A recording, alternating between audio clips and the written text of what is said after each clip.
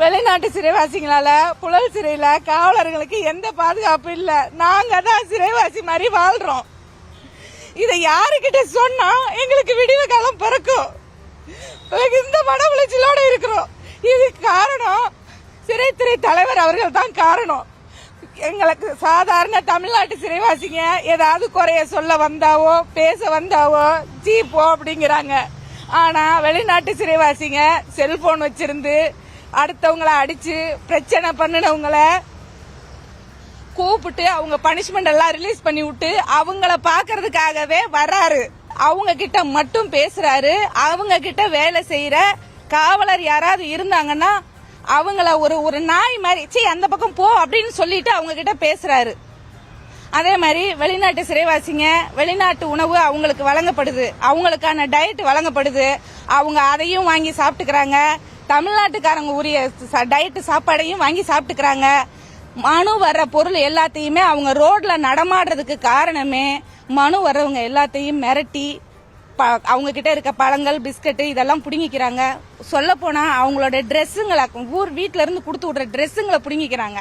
சாதாரணமா ஒரு சிறைவாசி சிறைக்குள்ள 3 ட்ரெஸ் வச்சுக்கலாம், இல்லைன்னா 5 ட்ரெஸ் கலர் ட்ரெஸ் வச்சுக்கலாம் விசாரணை சிறைவாசியா இருந்தாலும். ஆனா அவகிட்ட 4 பீரோ அளவுக்கு தேவைப்படும். அவ்வளோ துணிமணிகள் வச்சிருக்காங்க. எல்லா சிறைவாசிகளும் வச்சிருக்காங்க. எல்லா சிறைவாசிகளும் அதாவது வெளிநாட்டு சிறைவாசிகள் அத்தனை பேத்துக்கிட்டையும் கிட்டத்தட்ட 1 பீரோ 2 பீரோ அளவுக்கு துணிங்க வச்சிருக்காங்க. தமிழ் சிறைவாசிகளை இங்க சென்னைக்குள்ள இருந்து வர சிறைவாசிகளை மிரட்டுறாங்க. இவங்க அடிச்சிருவாங்கன்னு பயத்திலேயே அவங்க மனுல வர பொருள் எல்லாம் கொடுத்துடுறாங்க. திரும்ப திரும்ப அவங்க ரோட்ல அலையிறதே தான் விரும்புறாங்க. அவங்க கொண்டு போற பேகவோ சிறைவாசிங்க உள்ளுக்குள்ள பேக் போட்டுட்டு திரியிறாங்க. அவங்க பேகவோ அவங்க பொருளவோ இது வரைக்கும் யாரும் சர்ச்சிங் பண்றது கிடையாது. சிறைக்குள்ள டென்ட் போட்டு கூடாரம் போட்டு தங்கி இருக்காங்க. நல்லா சொல்லணும்னா சிறைவாசிகளை சர்ச் பண்றோம். சர்ச் பண்ணும்போது அவங்க கொண்டு வர பொருள்ல ஒரு பேண்ட்ல அல்லது ஒரு இதுல நாடா இருந்துச்சுன்னா இந்த நாடாவில தூக்கு போட்டுக்குவாங்கன்னு சொல்லிட்டு நாடாவை உருகி போடுறோம். ஆனா இவங்க சேலையவே வடக்கயிறு மாதிரி முறுக்கி டென்ட் கட்டி கூடாரமா இருக்கிறாங்க. எப்பவும் இரவு ஆனா மொத்தமா நிர்வாணமா இருக்கிறாங்க. இவங்களை பார்த்துட்டு தமிழ் சிறைவாசிகளும் அவங்களும் நிர்வாணமா அரகுர ட்ரெஸ்ஸோட திரியிறாங்க. நைட்ல இவங்க ஒருத்தருக்கு ஒருத்தர் லெஸ்பியனா இருக்கிறது அசிங்கமா நடந்துக்கிறத பார்த்துட்டு மித்த சிறைவாசிகளும் ஒருத்தர் கட்டி பிடிச்சுக்கிட்டு படுக்கிறாங்க. ஏய் தள்ளி போனா எங்களை என்ன கேக்குற, அவங்கள கேட்டியா, அவங்க கிட்ட பேசு அப்படிங்கிறாங்க. நாங்க சிறைக்குள்ள நாங்க தான் சிறைவாசி, அவங்க எல்லாம் சுதந்திரமா தான் இருக்கிறாங்க. அவங்க வெளிநாட்டு டயட் சாப்பாடையும் சாப்பிடுறாங்க, உள்நாட்டு டயட் சாப்பாடையும் சாப்பிடுறாங்க. மனுவுக்கு வர்ற அத்தனை பேத்தோட பொருள் துணிமணி அத்தனையும் வாங்கிட்டு விடுறாங்க. இதை யாரும் கண்டுக்கிறது இல்ல. என்ன அடிச்சுட்டாங்க, சூப்பரண்ட் உன் மேல கேஸ் போடுவேங்கிறாங்க. ஒரு சூப்பரண்ட் முன்னாடியே ஒரு சிறை கண்காணிப்பாளர் முன்னாடியே அவ சொல்றா, மோனிகாங்கிற சிறைவாசி சொல்றா, என்ன 2 வாய்தா அட்டன் பண்ணுவேன் அவ்வளவுதானே, அட்டன் பண்ணிட்டு போறேன். இதோட அவன் 4 சிறைவாசி 4 காவலர்கள் சிறை காவலர்களை அடிச்சிருக்கா.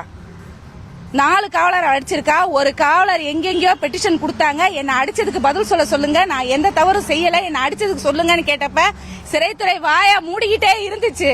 அதனால அந்த பொண்ணு உங்க வேலையை வேணாம் ஒண்ணு வேணான்னு எழுதி கொடுத்துட்டு ரிசைன் பண்ணிட்டு போச்சு. மீத 2 காவலரை வயசானவங்களை கீழே தள்ளி விட்டுருக்கா. யார டியூட்டிக்கு போட்டாலும் அந்த இடத்துல அவ அப்படித்தான் பேசுவா. நீங்க அமைதியா வரணுங்கிறாங்க. அப்படி அமைதியாவே போனாலும் 100 தடவை ஒரு பிளாக்ல இருந்து இன்னொரு பிளாக்குக்கு, ஒரு பிளாக்ல இருந்து இன்னொரு பிளாக்குக்கு திறந்து போயிட்டு வர்றா. போகும்போது கதவை டம்முன்னு அடிச்சிட்டு போறா. அவளை கேட்க முடியல. சம்பவம் நடந்த அன்னைக்கு நான் திறந்து விடுறேன், வெளியே போயிட்டு என்ன வெளியே வச்சு அடித்தண்டா போட்டுட்டு அவ போயிட்டா. வெளியில நான் அந்த சின்ன ஓட்ட வழியா எட்டி பார்த்து யாராவது வருவாங்களா கதவை தட்டேன்னு யாருமே வரலங்கவும் நான் கதவை டம்முன்னு தட்டி கேட்ல இருந்து விஜயசாந்திங்கிற காவலர் திறந்தாங்க. நான் கூட மோனிகா தட்டுறான்னு நினைச்சேங்கா அப்படின்னாங்க. மோனிகா தட்டல, அவ எங்களை பூட்டிட்டு வெளியே போயிட்டா அப்படின்னு.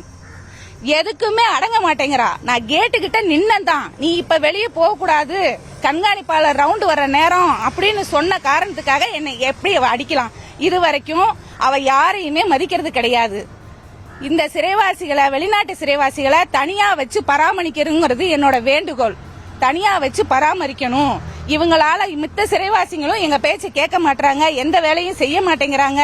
பாத்தீங்கன்னா அவங்க பொருளை கூட சுத்தமா வச்சுக்க மாட்டேங்கிறாங்க, புடுங்கிட்டு போயிடுறாங்க. இவங்க தயவு செய்து சிறைத்துறை தலைவர் அவர்கள் அவங்களுக்கு சப்போர்ட் பண்றது, வெளிநாட்டு சிறைவாசிகளுக்கு சப்போர்ட் பண்றதை நிறுத்தணும். எதுனாலும் அவரு போன்ல இருந்தே, அவர் அன்னைக்கு வந்திருந்தாரு அனுராதா ஸ்ரீராம் ஃபங்க்ஷனுக்கு வந்திருந்தப்ப அவரு போனை வாங்கியே சிறைத்துறை தலைவர்கிட்ட போன் வாங்கி அவ போன் பண்றான்.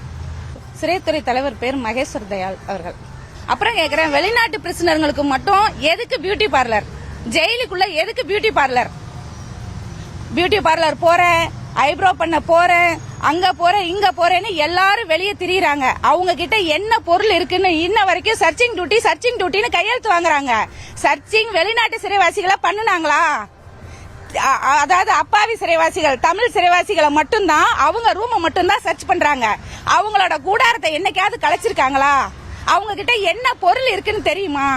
எல்லா பெயில்ல போற சிறைவாசிங்க கிட்ட இருக்க சேலையெல்லாம் வாங்கி வடக்கயிறு மாதிரி சேலைய முறுக்கி முறுக்கி முறுக்கி முறுக்கி கட்டி ஒரு 50 சேலைய பெட் மாதிரி போட்டு மேல விரிச்சு கூண்டாரம் மாதிரி அங்க டென்ட் கொட்டை மாதிரி கட்டி படுத்திருக்காங்க. இது சிறையா வேற என்னவான்னு தெரியல. இதை யாரு கேப்பா? இதெல்லாம் யாரு ரிமூவ் பண்றது? அவங்க சுதந்திரமா திரியுறாங்க. வெளியில இருந்து அவங்களுக்கு எல்லா பொருளும் கிடைக்குது, அவங்க எல்லாத்தையும் அனுபவிச்சுட்டு இருக்காங்க. ஆனாலும் காவலரை பார்த்தா கெட்ட வார்த்தைகளால ஆங்கிலத்துல திட்டுறாங்க. சிறைத்துறை தலைவருக்கு நான் கேட்டுக்கிறது என்னன்னா, தயவு செய்து அவங்கள தனியா வைங்க. என்ன அடிச்சதுக்கான காரணத்தை சொல்லுங்க. நீங்க கொடுக்கற சப்போர்ட்னால மட்டும்தான் அவங்க ரொம்ப பேசுறாங்க. ஐயா அவர்கள், சிறைத்துறை தலைவர் அவர்கள் 2 நாளைக்கு முன்னாடி ஒரு சிறைவாசிய திருச்சி முகாமுக்கு அனுப்புறாங்க. வெளிநாட்டு சிறைவாசிய, மோனிகா சிறைவாசியோட ஃப்ரெண்டுக்கு அவங்களுக்கு கிஃப்ட் கொடுத்து அனுப்புறாரு. கிஃப்ட் கொடுத்து அவங்கள அனுப்புறாங்க. கிஃப்ட் கொடுத்து அனுப்புறாங்க. அனுப்பும்போது ஒரு எஃப்என்ஏவும் ஒரு டாக்டரும் கூட கொண்டு போய் விட்டுட்டு போகணும்னு சொல்றாங்க. நான் அடிபட்டு இப்ப 24 மணி நேரம் ஆக போகுது. இது வரைக்கும் எனக்கு காவலுக்கு யாரும் வாங்கன்னு சொல்லல. ஆனா ஏன்னு கேட்க கூட ஆள் இல்ல. நாங்க சிறையில இருக்க பொருளை திருடி திங்கிறதுக்கும், சிறையில இருக்க பொருளை திருடி தின்னு வாழ்றதுக்கும் நாங்க வரல. வேலை செய்யற காசுக்கு நாங்க சம்பளம் வாங்குறோம். வேலை செய்யறதுக்கு நாங்க சம்பளம் வாங்கி நாங்க வாழ்றோம். ஆனா எங்களுக்கு நிம்மதியான வாழ்க்கை இல்ல. இது வரைக்கும் காவலருக்கான எந்த வெல்ஃபரும் எங்களுக்கு செய்யல. ஒரு 450 கிலோமீட்டருக்கு அங்கிட்டு இருந்து டிரான்ஸ்ஃபர்ல போட்டாங்க. இது வரைக்கும் நீ எங்க குடியிருக்க, எங்க இருக்க, என்ன பண்ற அப்படிங்கிற கேள்வி யாருமே கேட்கல. நான் இது வரைக்கும் ஒரு கட்டப்பையும் ஒரு ஹேண்ட்பேக் 2 வீலர்ல வந்திருக்கேன். ஒரு நாள் விட்டு ஒரு நாள் டியூட்டி பார்த்துட்டு டெய்லி திருச்சி போய் வர்றேன். எனக்கு தங்கறதுக்கு வீடு இல்ல. அந்த கேம்பஸ்ல இருக்க காவலர் ரூம்ல பக்கத்துல இருக்க கேம்பஸ் ரூம்ல தங்கி இருக்கேன். அப்பப்ப வீடு இல்லாத ஒரே காரணத்தினால ரோட்ல எல்லாம் தெரியாத ஊர்ல அலைஞ்சிட்டு இருக்கு. இது வரைக்கும் காவலரோட வெல்ஃபேர் இவர் வந்ததுல இருந்து எதுவுமே செய்யல.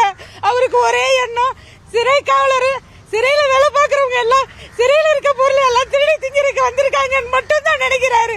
நாங்க வேலையும் தான் பாக்குறோம்.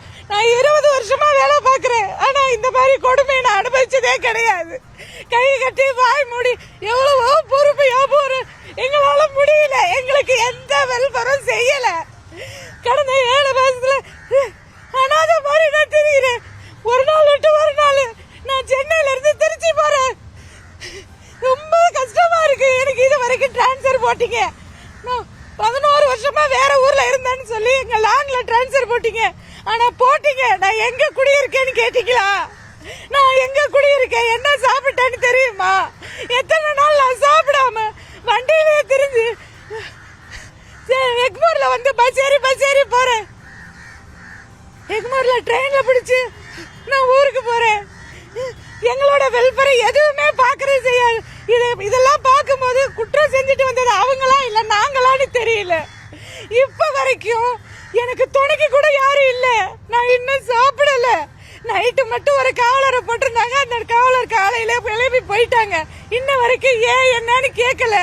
ஏன் வீட்டுக்கு என்ன இப்படி அடிச்சுட்டாங்க, நான் ஆஸ்பத்திரியில இருக்கேங்கிற விஷயத்த நான் சொல்லல. எங்க அம்மா மட்டும்தான், எங்க அம்மாவுக்கு 72 வயசு, 2 குழந்தைங்க மட்டும்தான் இருக்காங்க. அவங்கள விட்டுட்டு அம்மா ஆப்ல வந்துடுறேன், இன்னைக்கு வந்துடுறேன், நாளைக்கு வந்துடுறேன் நான் சொல்லிட்டு நான் ஆஸ்பத்திரியில இருக்கேன். ஆனா இந்த சிறைத்துறை எங்களை ரொம்ப பழி வாங்குது. இத்தனை வருஷம் சர்வீஸ்ல நான் இவ்வளவு கஷ்டப்பட்டது கிடையாது.